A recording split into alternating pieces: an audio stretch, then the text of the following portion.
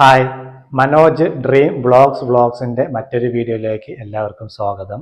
ഞാൻ ഇന്ന് പറയാൻ പോകുന്നത് കേരള സർക്കാരിൻ്റെ 25 കോടി രൂപ ലോട്ടറി അടിച്ച ആൾക്ക് എല്ലാ പിടുത്തവും കഴിഞ്ഞിട്ട് എത്ര രൂപ കയ്യിൽ കിട്ടും, അതിൻ്റെ വിശദമായിട്ടുള്ള കാര്യമാണ് ഞാൻ പറയുന്നത്.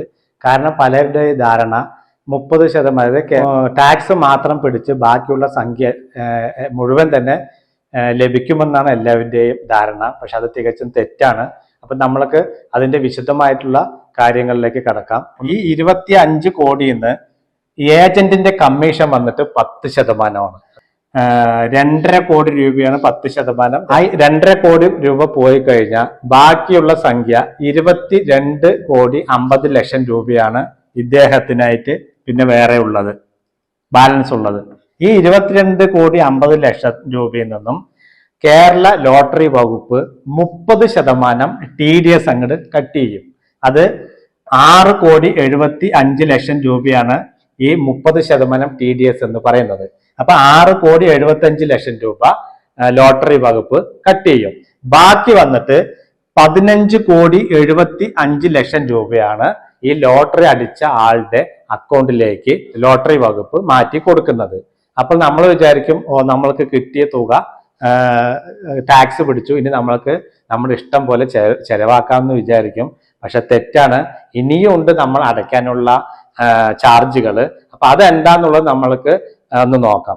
വാർഷിക വരുമാനം 50 ലക്ഷത്തിന് മുകളിലാണെങ്കിൽ നമ്മൾ ഒരു സർചാർജ് കൊടുക്കണം. അത് എങ്ങനെയാണെന്ന് നമ്മൾക്ക് നോക്കാം. സർചാർജ് എന്നാണ് പറയുന്നത്. അപ്പൊ ഈ സർചാർജ് വന്നിട്ട് 50 ലക്ഷം തൊട്ട് 1 കോടി വരെയാണ് നമ്മുടെ വരുമാനമെങ്കിൽ നമ്മൾ കൊടുക്കേണ്ടത് 10% സർചാർജ് കൊടുക്കേണ്ടത്. അതേ സ്ഥാനത്ത് 1 കോടി തൊട്ട് 2 കോടി രൂപയാണ് നമ്മുടെ വരുമാനമെങ്കിൽ നമ്മൾ 15% സർചാർജ് കൊടുക്കണം. അതേ സ്ഥാനത്ത് 2 കോടി തൊട്ട് 5 കോടി വരെയാണ് നമ്മുടെ വരുമാനമെങ്കിൽ നമ്മൾ 25% സർചാർജ് കൊടുക്കേണ്ടത്.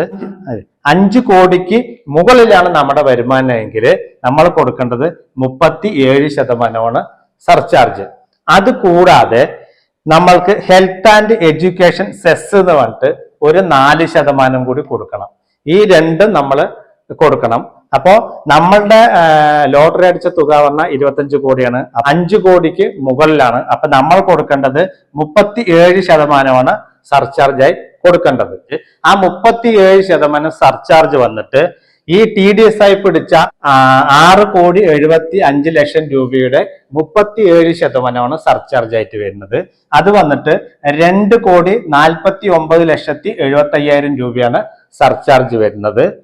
അതിനുശേഷം വരുന്നത് നമ്മൾക്ക് ഹെൽത്ത് ആൻഡ് എഡ്യൂക്കേഷൻ സെസ് ആണ്.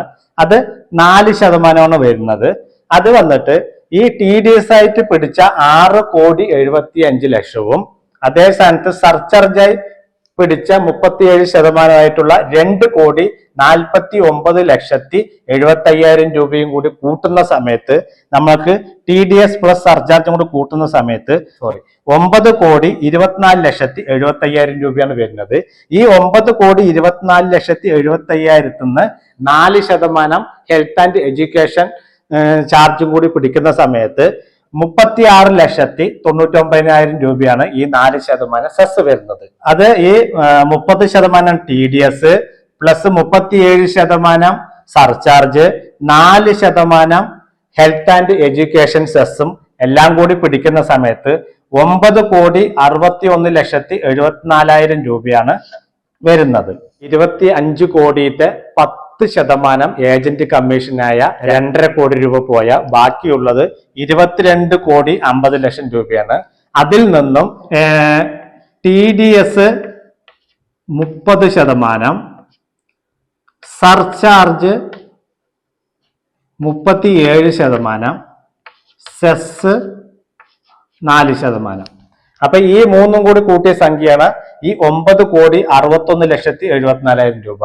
അത് നമ്മുടെ 22 കോടി 50 ലക്ഷത്തിൽ നിന്ന് കുറയ്ക്കുന്ന സമയത്ത് 12 കോടി 88 ലക്ഷത്തി 26,000 രൂപയാണ് ലാസ്റ്റ് നമ്മുടെ അക്കൗണ്ടിൽ ഉണ്ടാകുക.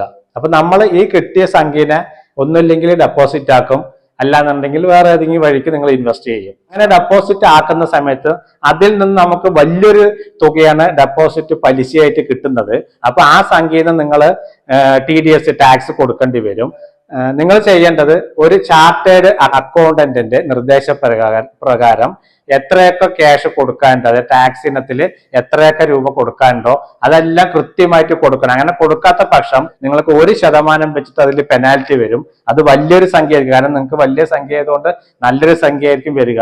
ഫിനാൻസ് അഡ്വൈസറിന്റെ സഹായത്തോടു കൂടി ടാക്സ് സേവിംഗ് സ്കീമുകളിൽ ഈ തുക ഇൻവെസ്റ്റ് ചെയ്യുകയാണെങ്കിൽ നിങ്ങൾക്ക് ഒരുപാട് ടാക്സ് എമൗണ്ട് സേവ് ചെയ്യാൻ പറ്റും.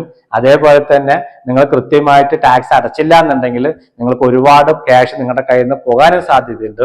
അപ്പൊ അതുകൊണ്ട് നിങ്ങൾ വളരെ ശ്രദ്ധിച്ചിട്ട് വേണം ഇങ്ങനെ ലോട്ടറി കിട്ടുന്ന സംഖ്യ ഉപയോഗിക്കണമെങ്കിൽ. 25 കോടി രൂപ ലോട്ടറി അടിച്ച ആൾക്ക് കിട്ടുന്ന സംഖ്യയാണ് ഈ 12,88,26,000 രൂപ. അപ്പൊ ഞാൻ ഈ ചെയ്ത വീഡിയോയിൽ നിങ്ങൾക്ക് എല്ലാ കാര്യങ്ങളും മനസ്സിലായി കാണുമെന്ന് വിചാരിക്കുന്നു. ഈ വീഡിയോ നിങ്ങൾക്ക് ഇഷ്ടപ്പെട്ടു കഴിഞ്ഞാൽ ഒന്ന് ലൈക്ക് ചെയ്യുക, അതേപോലെ തന്നെ നിങ്ങളുടെ ഫ്രണ്ട്സിനൊക്കെ ഒന്ന് ഷെയർ ചെയ്ത് കൊടുക്കുക. സബ്സ്ക്രൈബ് ചെയ്യാത്തവരുണ്ടെങ്കിൽ സബ്സ്ക്രൈബ് ചെയ്യുക. അടുത്ത വീഡിയോയിൽ കാണും വരെ ബൈ ബൈ.